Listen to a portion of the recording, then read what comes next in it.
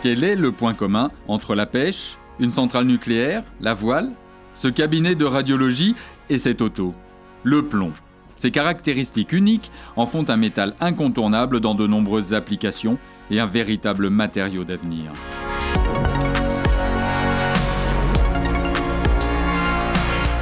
Le plomb, ce métal gris argenté bleuté utilisé depuis plus de 2000 ans, a la particularité d'être recyclable à l'infini.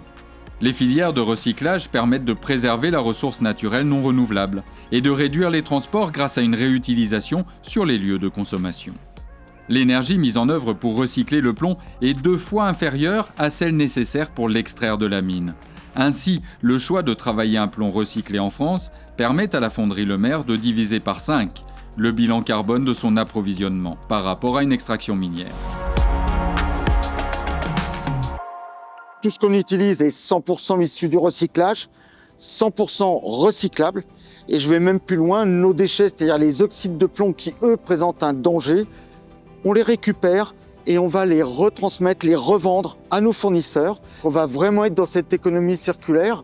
Donc après, bien sûr qu'il présente des dangers, il a une toxicité, en particulier vis-à-vis des enfants, quand il est sous forme d'oxyde. Donc là, effectivement, il y a des précautions d'usage à prendre. Aujourd'hui, au niveau européen, c'est 700 microgrammes par litre de sang.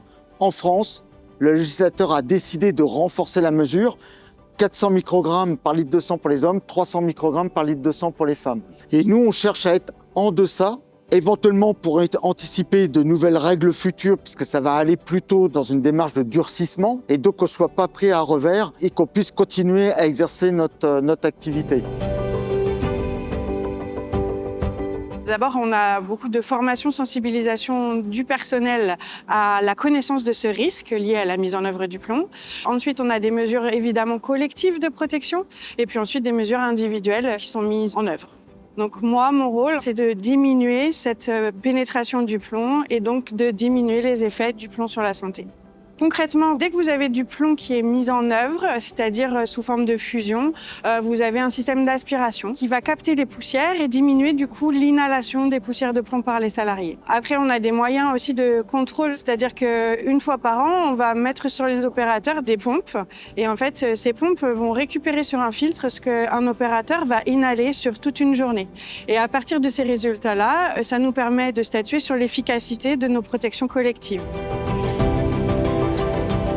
Je suis chez Lemaire depuis 18 ans. Tant qu'on prend les précautions, non, moi je trouve pas que ce soit spécialement dangereux. On a des prises de sang tous les 6 mois, on en a 2 par an. C'est très très familial. Pour dire, moi j'étais partie et puis je suis revenue parce que ça me manquait. Je vous dis, l'ambiance, les collègues. Ça va faire 37-38 ans que je suis dans l'entreprise. On a vu l'évolution au niveau de sécurité, rien qu'au niveau de l'hygiène. Moi je prends 2 douches par jour. Tout est en règle, on a tout ce qu'il faut, le matériel pour travailler. Il y a des potences pour lever les matériaux assez lourds. Donc le boulot est moins pénible que quand nous, on a commencé. Tout est maîtrisé et c'est bien le but du jeu, c'est de savoir exactement ce que l'on fait. C'est aussi un plan de surveillance de l'environnement. Donc on va mesurer nos rejets cheminés, nos retombées atmosphériques jusqu'à 1 km sous les vents dominants. On va mesurer les nappes phréatiques, le kilogramme de terre sèche et également les eaux pluviales, donc ce qu'on appelle les eaux de ruissellement et de rinçage du site, pour vérifier que toutes ces mesures que l'on fait, elles sont transmises bien sûr aux autorités compétentes de l'État pour vérifier que on fait bien toutes ces mesures tous les ans. Le plomb a été utilisé pour confectionner des conduites d'eau, des objets de décoration, des ustensiles, mais a servi aussi en cosmétique, ou, plus tard, dans les peintures et comme antioxydant. Aujourd'hui, le plomb s'exprime sous forme de grenaille pour la chasse, la pêche ou du lest ajustable. Il se travaille en plaques pour les toitures, la radioprotection ou l'isolation phonique. Ouvré, il peut être moulé en fonderie, embouti, découpé pour des applications industrielles et techniques, plomb à sceller, quilles de bateau par exemple. Allié à d'autres composants tels que l'antimoine, l'étain ou le calcium, le plomb sert également les télécommunications, les câbles, les connexions et l'industrie chimique dans la confection des anodes. Dans le monde, 12 millions de tonnes de plomb sont consommées chaque année, dont 100 000 tonnes pour la France. Aujourd'hui, l'usage premier est tourné vers les batteries à 85%, viennent ensuite les câbles, les ouvrés et la chimie. le plomb est inerte sous forme métallique. C'est bien pour ça d'ailleurs que les architectes l'ont positionné sur les cathédrales, mais également c'est un matériau qui tient des siècles et des siècles.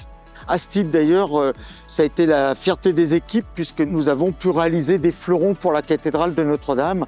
Donc on voit que ce matériau présente vraiment des intérêts si on veut le voir dans sa globalité et pas uniquement juste ses oxydes qui, eux, présentent des dangers. Par contre, sous forme de plomb métallique, que ce soit le plomb de pêche, l'acquis de bateau, le plomb de radioprotection, je rappelle que le plomb protège la vie. Dans tous les hôpitaux, centrales nucléaires, sous-marins nucléaires, centrales EDF d'énergie, on va retrouver énormément de plomb pour permettre de radioprotéger l'ensemble des professionnels. C'est aussi une solution de stockage de l'énergie, pas cher du tout, bien moins cher que les batteries ion lithium, nickel-cadmium, ion polymère, etc. Il faut vraiment se prémunir de ces visions un petit peu simplistes qui veulent vous faire croire que la vie serait noire ou blanc. Elle peut l'être par moment, mais globalement, on est plutôt dans des nuances de gris, comme c'est le cas de la couleur du plomb.